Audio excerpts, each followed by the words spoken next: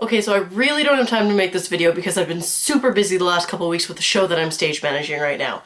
But something has been bothering me pertaining to this show, and since I have a camera, that means it now gets to go on the internet. In Saskatoon, there's a theater amalgamation called Live 5, and Live 5 basically takes 5 independent theater companies. Each company does one show, and it creates a theater season. Because of the nature of Live 5 does do edgier shows with a bit more controversial material than, say, our mainstream theater Persephone does. That's not to say Persephone doesn't do some controversial things, but Live 5 is more the forum for that in this community.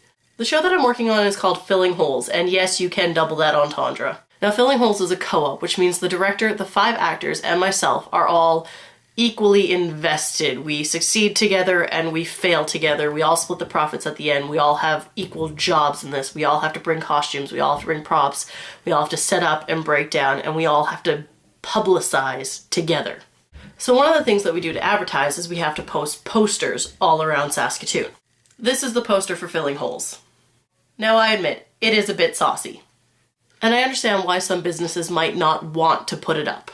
The problem I'm having right now is when I have been putting up posters, or when I have been going back to stores to move posters so our poster is uncovered, I've been getting comments like, "What sort of pornography are you promoting here?"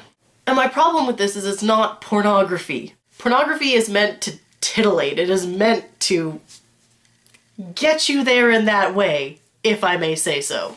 Sorry, Mom. This show is not meant to do that. Yes, there are some explicit scenes, and we have a warning on the poster in all of our media that says there's some potentially objectionable content. But just because we are giving an honest portrayal of relationships, including the sexual aspect, does not mean that this is porn. And it really bugs me that people think it is. Now, I have been able to get around this by explaining to people that it is the next Live 5 show, and Live 5 does have a certain amount of clout and respectability in the community, and so when they hear it's Live 5, then some people do understand that it is not pornography, it is a show. And the show is funny, and it's touching, but the thing is, it's honest, and that's what I think people are having issues with. I'm not going to pretend that I'm going to let my mom come see this show, because I'm not. She won't appreciate the content in it, and that's fine. There are people who won't appreciate the content, and I'm not going to force anybody to see the show. It's opening night tonight, and I'm just really proud to have been a part of this show that is such an honest portrayal of relationships. So I'm sorry, Shaw Center and Old Man on Broadway, that you find our poster just a little bit too racy, but please don't mistake it for pornography, because our show is not.